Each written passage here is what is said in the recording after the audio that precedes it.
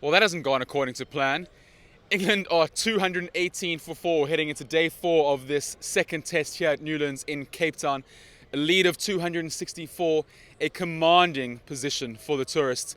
I'm with Pila from Newsroom Africa. P, pretty tough day at the office for the Proteas. Definitely, it was a good, hard, tough day of Test cricket for both sides. I think both the batsmen and the bowlers had to really work hard today. Dom Sibley, credit to him, he batted really, really well. He toughed out a crucial sort of first hour in the morning to guts it out and be not out at the end of the day is something that's very, very commendable, especially so soon into his Test career. So you get a lot of confidence from this. But the bowlers, they toiled also. I think the wicket really did flatten out a little bit today, which made it very, very hard for them to get any purchase from the surface. So yeah, good, tough contest of cricket, but a lot of lessons for a lot of those cricketers that played today. Before we get on to Sibley, because as you say, huge credit to the big burly opening batsman. I know it's a bit soon to say there's a hint of Graham Smith there, but you can see what I'm saying. The size, his proclivity through the leg side. Let's just stick with the South African bowlers. At one stage, Faf du Plessis had Keshav Maharaj bowling from that end. What's that? The Calvin Grove end.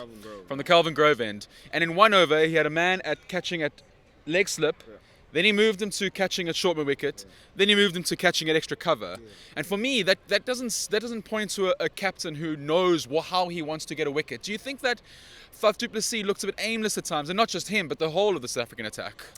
I thought the plans, especially when Keshav Maharaj was bowling, were a little bit confusing, Yeah. especially to the bowler himself. It was difficult for him to land the ball in the correct areas. With the chopping and changing of the field positions, and that made him ineffective. Yes.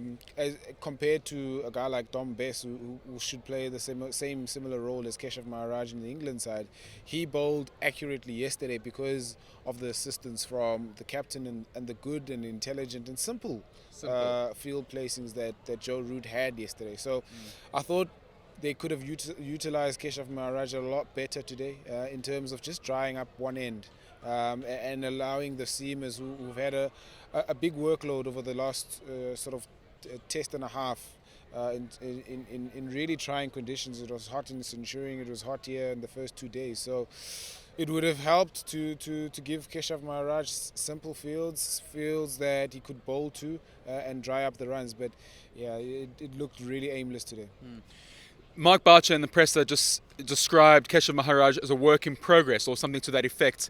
And I think Kesh has probably fallen into the trap of, well, maybe South Africa have put him in the trap of being simultaneously a guy who drives up runs and also takes wickets. And Mark spoke of Kesh's frustration of not taking wickets, whereas Bess seemed content to just go to over. He wasn't there to take the wickets. Do you think that this dual role has kind of created a bit of a schizophrenic identity for Kesh, and that's perhaps why Mark describes him as a work in progress? Most definitely. I think there needs to be a clarity in terms of what Keshav Maharaj's role is in the side. If you're going to pick him to dry up an end and sort of hold up an end and allow the seamers to rotate from the other end, then I think that needs to be explained and clarified to him and given the necessary support to make him thrive in that role. If he's going to be picked as an attacking spinner to get wickets, then I think same kind of support needs to be given to him to fulfill that role and make him sort of effective in that role. So I think there needs to be a lot of clarity, and I know Mark Boucher just said that he's a work in progress, but I think it needs to be quickened up, it needs to be simplified, it needs to be a lot of clarity around his role. But all in all, tough day of Test cricket. Really tough day of Test cricket today. There's still 2 days left to go. At one stage, it looked like tomorrow this is all going to end, but it probably looks like we're gonna make it to day 5. Just quickly, how does South Africa get back into this contest? Are they going to be thinking of winning it still, or is it just a case of surviving and maintaining that 1-0 series lead? I think tomorrow it starts with the ball. That brand new ball, they need to utilize it effectively and get, restricts England to something just over 300, just over 350 maximum. And then they'll feel slightly confident, but it's going to take a lot of hard work also on this wicket. It'll open up the, we spoke about the crack that comes from the Wynberg end down towards the Calvin Grove end. That's going to open up a whole lot more, and it's going to make difficult, and especially chasing in the last innings, very difficult. So I think tomorrow is vital in terms of that first hour of play with that new ball. They need to strike, and they need to strike early so that they can restrict England to a gettable total. If not, the batsmen really need to plug in and sort of grind out a result in this game. Well, that's the beauty of Test cricket. We're back here tomorrow. Let's see if South Africa can turn it around.